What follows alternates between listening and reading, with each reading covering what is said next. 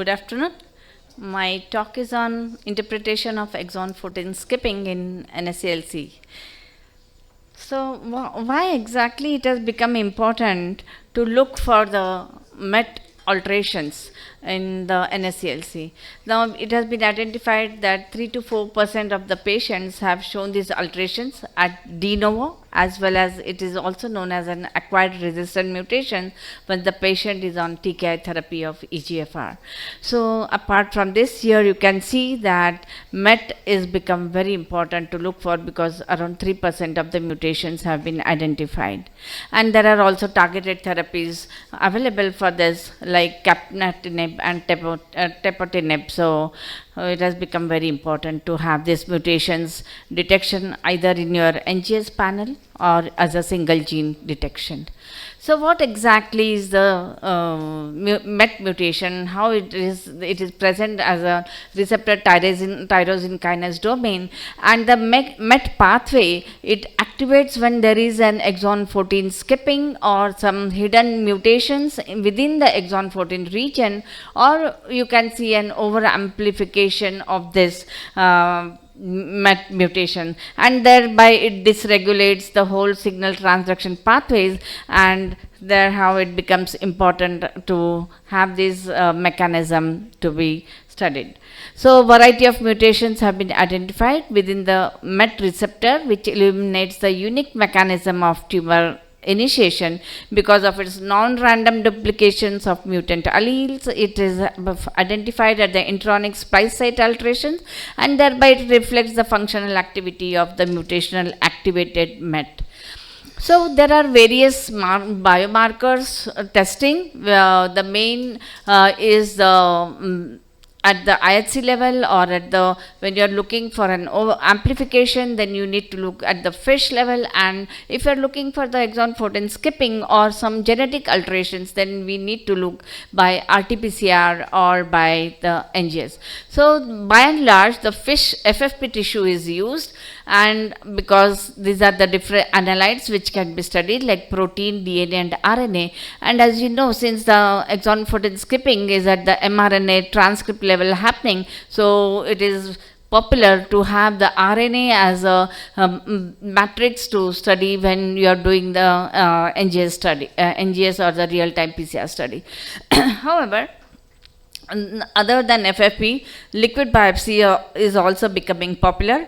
There was a vision trial for the tapinatinib drug where they found quite good concordance between the FFP and the liquid biopsy. So to monitor the longitudinal residual disease, now the liquid biopsy is also becoming popular to look for the copy number variations and the mutations by doing the NGS, using the NGS platform. Coming to the cytological testing, IHC, however, it has not become very popular because of its lot of subjective with the scoring system, and there is no reliability of this IHC method. So FISH, yes, it's a gold standard when we have to look for the gene copy number and also the gene fusions. Genetic testing, as I said, PCR and NGS are the most popular in the molecular diagnostic laboratory. So testing preference, as you can see over here, either you can go sequentially, PDL1, EGFR, ALK and ROS, BRAF, MET, etc. But if you do, tissue is an issue mainly in the FFP sample, so it is better to have a single gene NGS panel testing because it can take care of exon 14 skipping mutations, the mutations which are hidden within the intronic region of exon 14, and also it can identify the copy number variations. So as I said, different methodologies to detect MET overexpression, amplification and exon 14 skipping. IHC, which is we have the MET SP44 and PMET antibody from the Ventana is being used, and the instrument is the Ventana machine. So the degree of protein expression in tumor cells is assessed as MET monoclonal antibody score and or S score as previously, which has been established. However, the IHC positive criteria, the concordance between the four pre-specified IHC cutoff for CMET or PMET expression is very subjective as compared compared to the fish. However, that is why the IHC or CMET staining, we need to have at least H-score 200 as a positive cutoff. Therefore, this has become very, there is a lot of discordance between the IHC and fish, and therefore it just provides as a semi-quantitative indication of protein expression.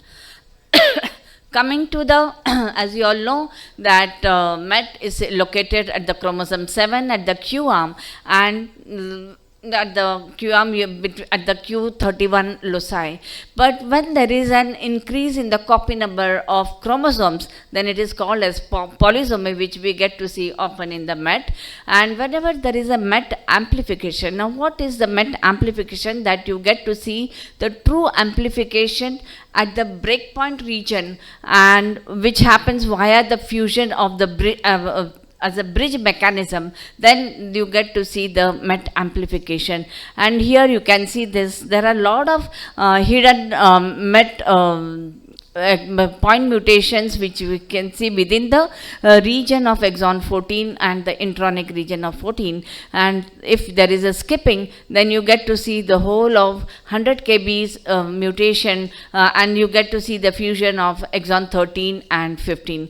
Here is an example of a fish amplification, and you can see how we need to, it has been evaluated. So when at the fish evaluation, we really need to have a skilled person for that, to know how the scoring system is to be done. So whenever there is no amplification, that is none of the criteria has been fulfilled. So when is the high level amplification? So when you get to see the MET sense CN7 ratio more than 2, and when there is an average MET gene copy number per cell of more than 6, and more than 10% of tumor cells containing at least more than 15 MET signals, then it is considered as a high level amplification.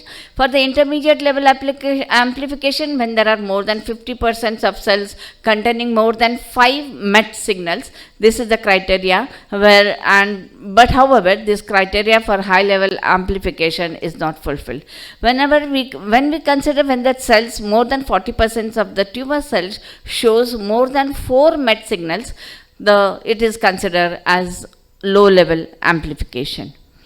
So coming to the molecular diagnostic methods, so as I said, either the PCR, the Sanger sequencing, RT-PCR, and the NGS, which is becoming more popular. And you can see by and large the NGS is being done in most of the laboratories, which can be either DNA or RNA based test.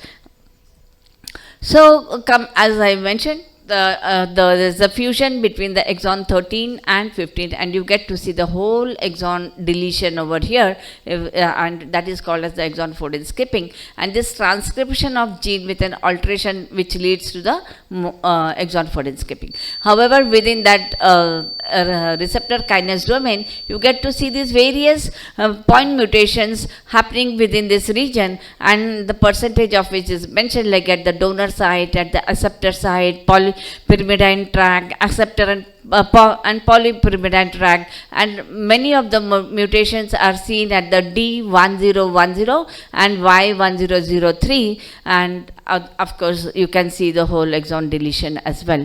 So I'm not going to go more into the detail, but however at the NGS, when you are performing, as Dr. Trupti Pai mentioned, what is the difference between the amplicon based and the hybrid capture based? So this, if you are going to have the amplicon base, you are going to miss certain deletions or mutations within the amplification region because it do not affect the primer binding sites. But if you have the hybrid capture base, which is a probe based method, then you can have a very precise amplification, the detection of these exon 14 skipping mutations. So these are the intronic regions where we could have this exon 14 various sites where you get to see the, I won't go much into detail about the due to the paucity of time, but these are the regions where we need to look for these wild type regions, and if it is mutated, you get to see the deletions within these regions.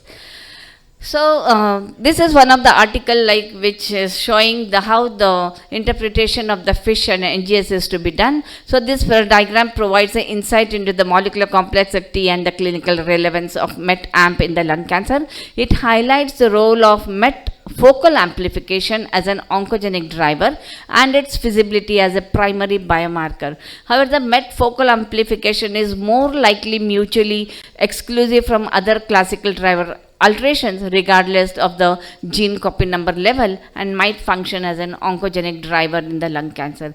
So however, when you are analyzing on the NGS, we need to look for this copy number, the relative positions of MET, because EGFR, CDK or BRAF are also are shown on the chromosome 7, and we need to look to look for whether there is a false positive or false negative. It can happen. So we need to determine at the NGS based MET focal amplification during the analysis for EGFR, CDK6 or BRAF on chromosome 7 other than MET. So take home message: MET exon 14 is an oncogenic driver which represents a distinct population in lung cancer. MET amp occurs as a de novo driver in 1 to 5% of treatment naive patients, or as a mechanism of acquired resistance in 5 to 20% of the patient. There are three methods, as I said: FISH, IHC and NGS, to detect MET amplification, overexpression and exon 14 skipping mutation, along with the and mutation within the exon 14 region as well. So this MET exon 14 detects better in an RNA based NGS assay at a 4.2% rate compared to a 1.3% rate at the DNA based NGS assay. FISH uses the common accepted criteria of MET CEP7 or MET GCN, that is gene copy number, as a positive definition. For NGS to be comparable with the FISH, its interpretation of MET amp positive is defined as a focal amplification or polysomy with a gene copy number. MET amplification has emerged as a clinically relevant and a targetable biomarker in lung cancer. However, the several TKIs have shown potential clinical activity in the MET amplified patient with the lung, and the MET focal amplification is related to relates to the strong oncogenicity. So the oncogenicity of the MET focal amplification and polysomy in lung cancer needs to be explored. So the targeted therapies of MET TKIs appears to result in better clinical outcomes, for example in the overall survival rate, median progression free survival, and compared to the other regimes with no targeted therapies. Thank you.